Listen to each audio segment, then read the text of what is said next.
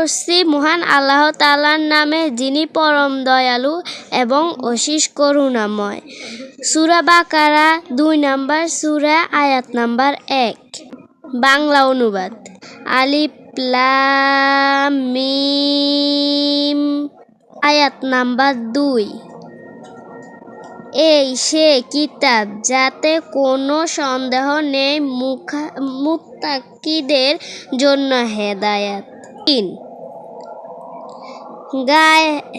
গায়েবের প্রতি ঈমান আনে, সালাত কায়েম করে এবং আমি তাদেরকে যে রিজিক দিয়েছি তা থেকে ব্যয় করে। ৪।